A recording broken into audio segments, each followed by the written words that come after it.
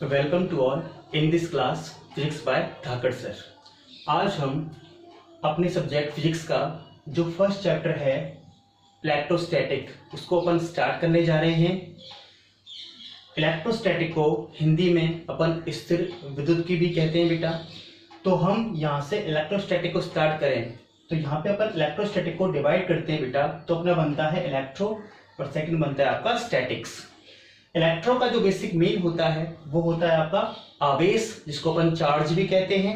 और स्टैटिक का मीन अगर कहना चाहें तो स्टैटिक का मीन होता है आपका बेटा एट रेस्ट, या फिर कह सकते हैं अपन स्थिर भी होता है आपका। ठीक है, तो हम यहाँ से अगर स्थिर विद्युत की परिभाषा बनाना चाहें तो अपन ये कहेंगे बेटा भौतिक विज्ञान की वह शाखा जिसके अंतर्गत हम स्थिर आवेशों के बारे में क्या करते हैं, अध्ययन करते हैं, उसे क्या कहते हैं बेटा, स्थिर विद्युत की कहते हैं। ठीक है, समझ में आ गई बात आपको? सिंपल सी बात है आपकी, जो आवेश होगा उसके आवेश में भी कौन सा बेटा, स्थिर आवेश के बारे में अपन विज्ञान की जिस शाखा के अंदर क्या करेंगे बेटा, अध्ययन करेंगे, उसे क्या बोल देंगे बेटा अपन, स्थिर विद्युत की कह देंगे अपन। ठीक है, अब अपन बात करते हैं अपन सबसे जो पहली चीज आती है बेटा इसमें यही आती है आपकी कि आवेश क्या चीज होती है। भाई ये आवेश है क्या? ठीक है, तो आवेश के बारे में अलग अलग साइंटिस्ट ने अपनी अलग अलग बातें कही हैं। ठीक है, जिससे अपन सिंपल बात कहना चाहें तो अपन एक छोटा सा एक्सपेरिमेंट सब लोगों ने किया है, उसी एक्सपेरिमेंट की अपन यहाँ पे चर्चा करेंगे। ठीक है, सब लोगों ने एक छोटा सा एक्सपेरिमेंट किया होगा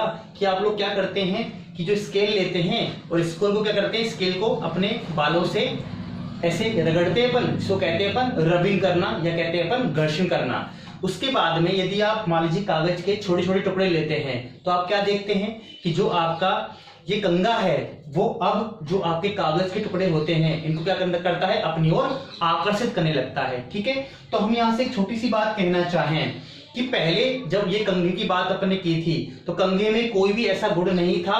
सिंपल कंघा क्या था आपका, उदासीन था, उसमें कोई भी ऐसा गुण नहीं था कि वो दूसरी चीजों को क्या कर सके बेटा, अपनी ओर आकर्षित कर सके या फिर क्या कर सके बेटा, प्रतिकर्षित कर सके। लेकिन जैसे आपने क्या करवाया बेटा, उसको घर्षण करवाया तो क्या देखा कि इस कंघे के अंदर एक नई प्रॉपर्टी क्या हुई बेटा, उत्पन्न हो गई है। जो कैसी प्रॉपर्टी है कि वो दूसरी चीजों को क्या कर रही है, अपनी ओर आकर्षित कर रही है। इसे क्या कहा बेटा अपन ने, आवेश कहा। जो ये गुण है इसे क्या बोला अपन ने, आवेश कहा। तो आवेश की यदि आप परिभाषा बनाना चाहो तो आप सिंपली परिभाषा ये बना सकते हैं कि आवेश क्या होता है बेटा, किसी वस्तु का वह आंतरिक गुण होता है जिसके कारण वह अन्य वस्तुओं को अपनी ओर आकर्षित करता है या प्रतिकर्षित करता है। या एक परिभाषा अपन ये भी कह सकते हैं बेटा कि आवेश क्या होता है, किसी वस्तु का वह गुण होता है जो क्या करता है बेटा, विद्युत क्षेत्र तथा चुंबकीय क्षेत्र क्या करता है बेटा, उत्पन्न करता है। ठीक है, तो आवेश की परिभाषा मैंने आपको दो बताई हैं, कोई फिक्स इसकी परिभाषा नहीं है, आपको परिभाषा जो ठीक लगे वो आप आराम से आप कर सकते हो। ठीक है, इसके बाद में नेक्स्ट अपन आगे बढ़ते हैं बेटा। तो आवेश की उत्पत्ति के बारे में तो मैंने अभी जो बात करी आपने कि कंघे को आपने क्या किया, बालों से घर्षण करवाया तो उसी से क्या हुआ बेटा, आवेश की उत्पत्ति हुई है ना। और घर्षण करवाने से क्या हुई बेटा, आवेश की उत्पत्ति। तो बेसिकली हुआ क्या होगा, बट घर्षण करवाने से बेसिकली हुआ क्या होगा कि सिंपल बात करें अपन किसी भी मैटर की या किसी भी पदार्थ की बात करते हैं तो पदार्थ क्या होता है बेटा, कणों से मिलकर बना होता है। ठीक है, कण किससे मिलकर बने होते हैं बेटा, अणुओं से। और अणु किससे मिलकर बने होते हैं, अपने परमाणुओं से। मतलब अपन किसी भी पदार्थ के सबसे छोटे अगर कण की बात करें तो उसे क्या कहते हैं बेटा, अपन परमाणु कहते हैं। और परमाणु के बारे में हमने बहुत कुछ पढ़ रखा है पहले से कि परमाणु कैसा होता है बेटा, उदासीन होता है। परमाणु के अंदर जितना धनावेश होता है उतना ही ऋणावेश होता है। तो वो अपन चर्चा यहाँ पर नहीं करेंगे। सिंपल बात कहना चाहें अपन तो पदार्थ क्या होता है बेटा, इलेक्ट्रिकली न्यूट्रल होता है। मतलब क्या होता है बेटा, विद्युत उदासीन होता है। तो वैसे ही बात करें अपन मैटर की, सिंपल कोई भी जो मैटर होगी उस पर कोई भी गुण नहीं है, इसका मतलब ये बेटा उस पर कोई भी आवेश नहीं है या कोई भी चार्ज नहीं है। मतलब वो कैसा है बेटा, उदासीन है। आपने जब घर्षण करवाया तो घर्षण करने से क्या हुआ होगा, घर्षण करने से ये हुआ होगा बेटा, क्योंकि अपन जब परमाणु के बारे में पढ़ते हैं तो हम ये कहते हैं बेटा परमाणु के अंदर दो चीजें होती हैं, इलेक्ट्रॉन्स होते हैं और प्रोटॉन्स होते हैं। न्यूट्रॉन्स भी होते हैं पर उनकी चर्चा अपन नहीं करेंगे। अपन बात करेंगे उसमें इलेक्ट्रॉन्स होते हैं और प्रोटॉन्स होते हैं।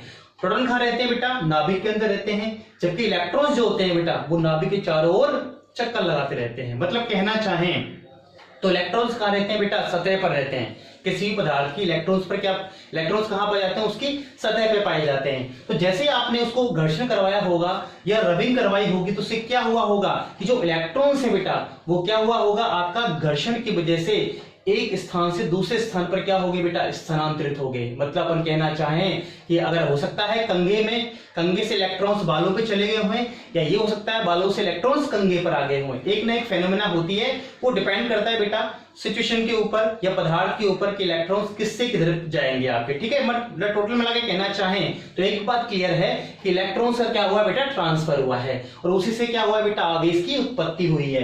तो यहाँ पर जो आवेश की उत्पत्ति का मेनली अपन रीजन कहेंगे या को कारण कहेंगे, तो आवेश की उत्पत्ति का जो मेन कारण माना जाएगा वो क्या माना जाएगा बेटा, इलेक्ट्रॉन का स्थानांतरण माना जाएगा। ठीक है बेटा, आगे बात करते हैं अपन आवेश के प्रकार के बारे में।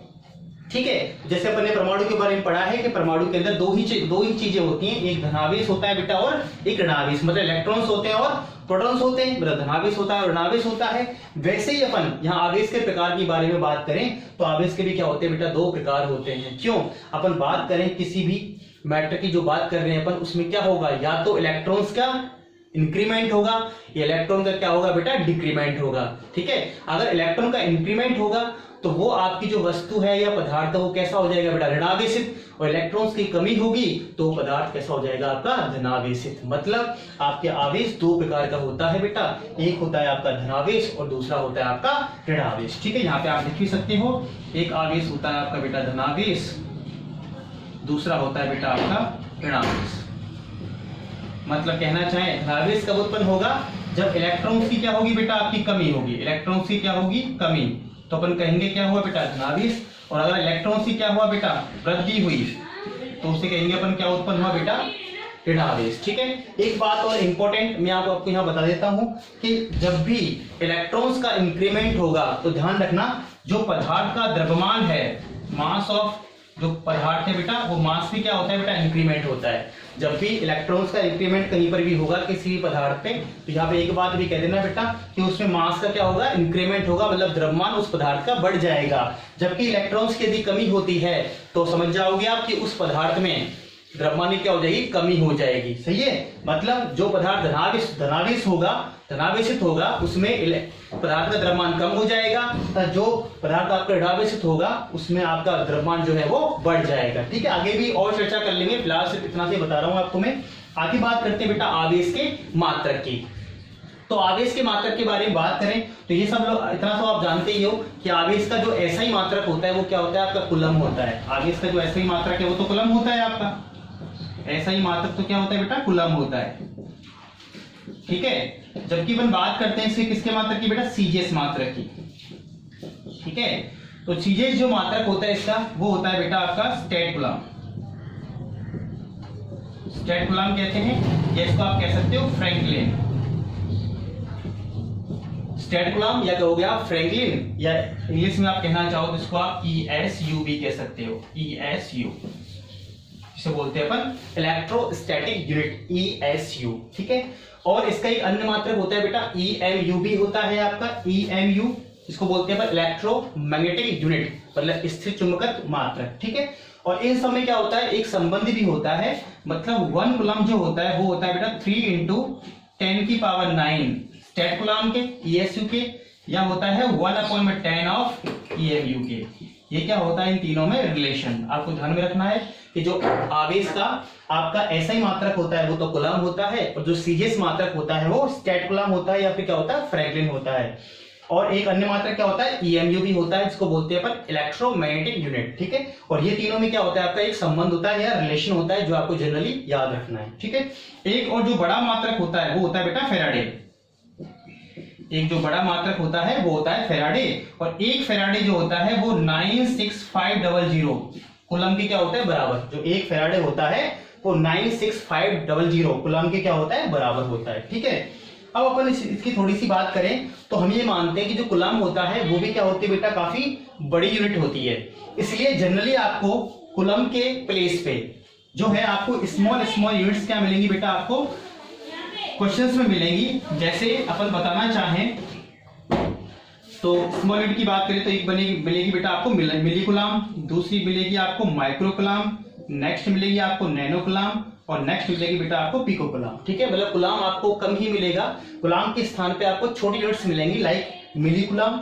एम लिखा हुआ है तो आप समझ जाओगे मिली है, ये म्यू जैसा बन रहा है तो ये माइक्रो बोलते हैं, जो एंड बन रहा है इसको नैनो कहते हैं, पीको अपन पीको कहते हैं। ठीक है, इस मिली का मतलब होता है बेटा 10 की पावर में -3 कूलाम। ठीक है, माइक्रो का मतलब होता है -6, नैनो का मतलब होता है -9 और पीको का मतलब होता है -12।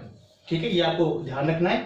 मिली का मतलब -3, माइक्रो का मतलब -6, नैनो का मतलब -9 और पीको का मतलब -12। ठीक है, एक वर्ड और मिलेगा आपको, याद रखना बेटा, क्या मिलेगा, ये एंगस्ट्रॉम। ठीक है, एंगस्ट्रॉम में ये सिर्फ अलग से है, ये कूलाम के अंदर नहीं है बेटा, ये आपकी एंगस्ट्रॉम है।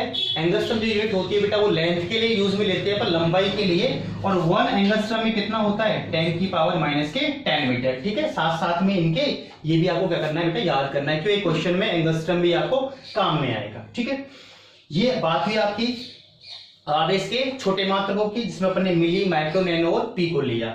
अब जनरली अपन एक बात और करते हैं इसके अंदर, जिसमें बात कर रहे हैं सिंपली किसकी बेटा, इलेक्ट्रॉन की, प्रोटॉन की और न्यूट्रॉन की। क्यों, हमारी जो पूरी चर्चा है वो किस पे चलने वाली है, वो इसी पे चलने वाली है, किस पे, इलेक्ट्रॉन्स पे, प्रोटॉन्स पे और न्यूट्रॉन्स पे। इसलिए जो इलेक्ट्रॉन, प्रोटॉन और न्यूट्रॉन के बारे में अपन को सारी बातें पता होनी चाहिए। पहली बात करें बेटा इलेक्ट्रॉन के बारे में, तो इलेक्ट्रॉन के बारे में ये कहते हैं बेटा, इलेक्ट्रॉन का नेचर कैसा होता है, तो इलेक्ट्रॉन होता है आपका ऋणावेशित। दूसरा, इलेक्ट्रॉन कहाँ पाया जाता है, तो इलेक्ट्रॉन आपका पाया जाता है नाभिक के चारों ओर। परमाणु के जो नाभिक होता है उस नाभिक के चारों ओर क्या करता है बेटा, वृत्ताकार कक्षाओं में क्या लगाता है बेटा, चक्कर लगाता है। ठीक है, इलेक्ट्रॉन की बात करें अपन किसकी, चार्ज की।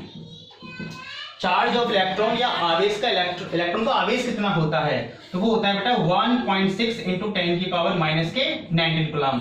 और नेचर किसका होता है इसमें माइनस, तो आप माइनस साइन भी लगा दोगे। ठीक है, तो इलेक्ट्रॉन का आवेश कितना हो गया, -1.6 10 की पावर -19 कूलाम। ठीक है, इसकी बात करें अपन मास की, तो इलेक्ट्रॉन का जो मास होता है बेटा वो होता है आपका 9.1 × 10 की पावर -31 kg।